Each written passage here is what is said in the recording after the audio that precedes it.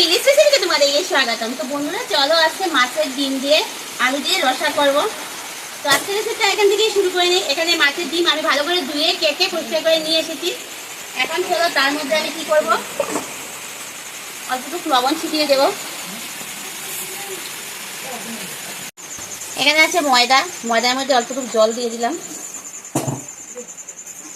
আর দিয়ে দেবো পরিমাণ মতো হলুদ, আর দিয়ে দেবো পরিমাণ মতো লবণ দিয়ে এটা একটু ভালো করে গুলে নেব। ওদিকে কড়াইতে তেল গরম বসিয়ে দিয়েছি, ময়দাটা একটু ফেটিয়ে নিলাম। আর এখানে মাছের ডিমের মধ্যে লবণ দিয়েছিলাম অল্প, তো সেটা এই ময়দার মধ্যে, তুমি চাইলে চালের গুঁড়া বা বেসন দিয়েও করতে পারো, কর্নফ্লাওয়ারও দিতে পারো। তো আমি ময়দার মধ্যে দিয়ে মাছের ডিমটা ভেজে নেব। তো এভাবে যদি মাছের ডিমটা ভাজা হয় তো বিশেষ করে বেশিরভাগ মাছের ডিমটা কম ফাটে, ছিটকে গায়ে পড়ে না আর কি। অনেক সময় বেশি তেলের মধ্যে মাছের ডিমটা যদি আমরা দিয়ে দিই তো ছিটকিয়ে খুব বেশি গায়ে পড়ে আর কি। ঢাকা দিয়েও করতে পারো।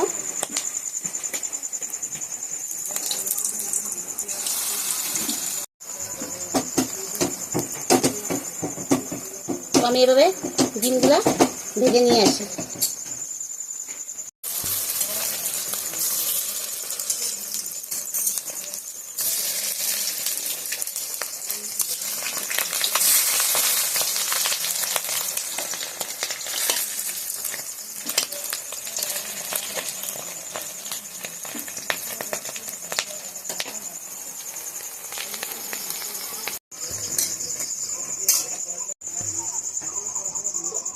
বড়াটা হয়ে গেছে, এটা এবার নামিয়ে নিই।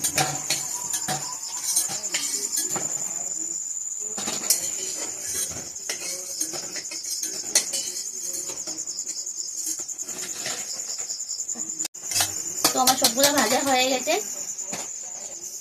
এই তেলের মধ্যে এখন আমি আলুগুলো অল্প ভেজে নেব। আর আলুগুলো দেখো আমি ডুমডুম করে কেটে নিয়েছি।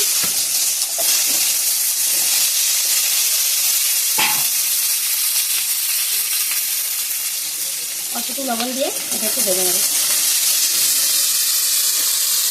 আর অল্প একটু হলুদ দিয়ে।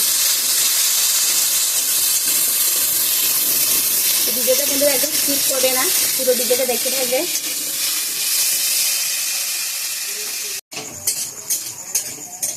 আলুগুলো ভাজা হয়ে গেছে, এখন একটা নামিয়ে নিই।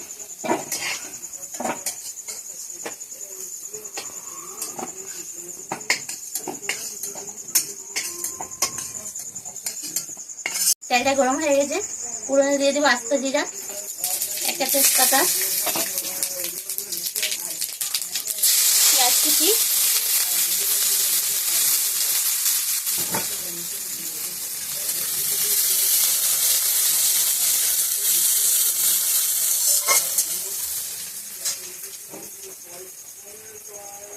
রসুন বাটা, পেঁয়াজ বাটা, আদা বাটা। গ্যাসটা কমিয়ে একটু ভেজে নেব।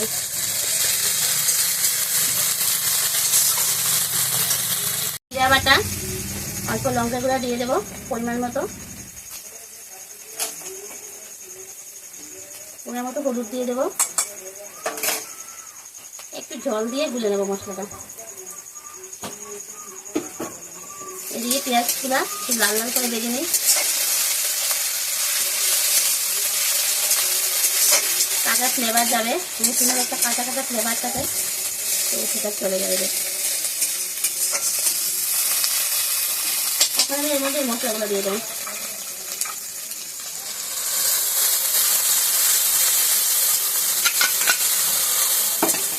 মশলাগুলো খুব ভালো করে ভেজে নেব।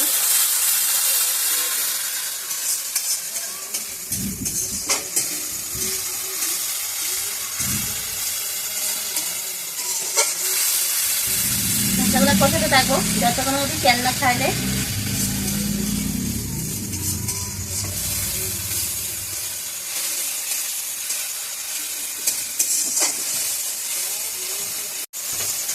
মশলার থেকে দেখো তেল ছেড়ে দিয়েছে। এখন এর মধ্যে আমি আলুগুলো দিয়ে দেবো, ভেজে রাখা আলুগুলো। এর মধ্যে আমি পরিমাণ মতো লবণ দিয়ে দেবো।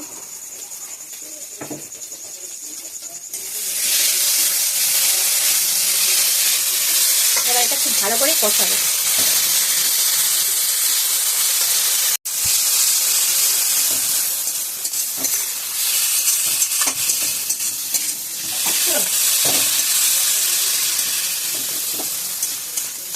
কষানো হয়ে গেছে, মশলার বাটিটা দিয়ে জল দিয়ে দিলাম।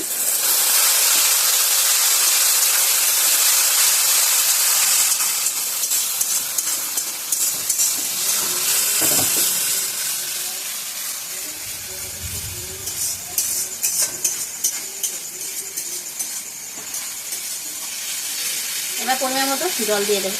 এদিকে দেখো আমি গরম জল বসিয়ে দিয়েছি, এখান থেকে আমি পরিমাণ বুঝে জল দিয়ে দেবো। যেহেতু বড়া রান্না করবো, বড়া রান্নাতে জল তো অনেকই লাগে, কারণ বড়াতে জল টানে।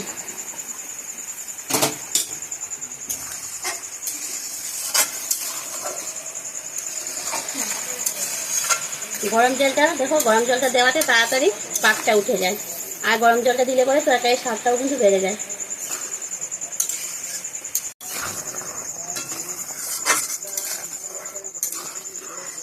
ঝুলের পাক উঠে গেছে, এখন এক এক করে বড়াগুলো ছেড়ে দেবো।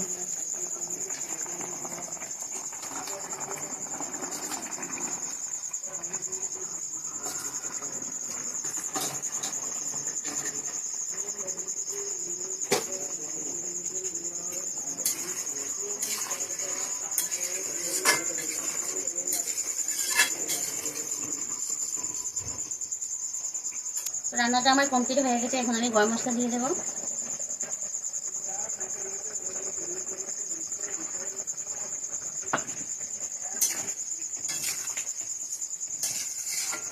তো রান্নাটা আমি এই অবস্থায় নামিয়ে নেব, কারণ এর মধ্যে বড়া আছে, আর বড়াটা রান্নাটা ঝুলটা আর কি ঠান্ডা হলে একদম সেট হয়ে যাবে, বড়াটা ঝুলটা টেনে নেবে আর কি।